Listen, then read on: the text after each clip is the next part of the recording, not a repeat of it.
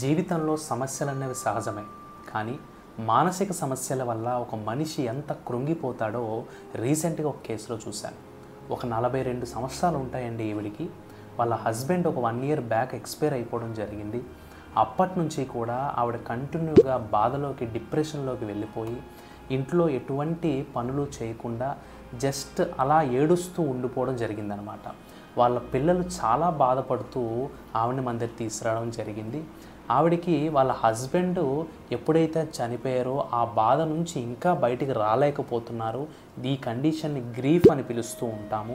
వీటితో పాటు ఆవిడికి చెవుల్లో దురద పుట్టడము, ముక్కు లోపల దురద పుట్టడము, గొంతులో దురద పుట్టడము, విపరీతమైన తుమ్ములు వస్తూ ఉండడము, కంటిన్యూగా వాటర్గా ముక్కులోంచి కారిపోతూ ఉండడము, దీంతోపాటు విపరీతమైన తలనొప్పి వస్తూ ఉండడము, ఇటువంటి సమస్యలన్నీ కూడా ఆవిడకి ఉండడం జరిగింది. మేము ట్రీట్మెంట్ స్టార్ట్ చేసిన వితిన్ 3 monthsలో 75% ఆవిడ ఇందులోంచి బయటికి రావడం జరిగింది. వాళ్ళు ఇప్పుడు చాలా హ్యాపీగా ఫీల్ అవుతున్నారు. ఇటువంటి మానసిక సమస్యలకు కూడా హోమియోపతి అద్భుతంగా పనిచేస్తుంది. మీకు తోడుగా మేము ఉంటాం.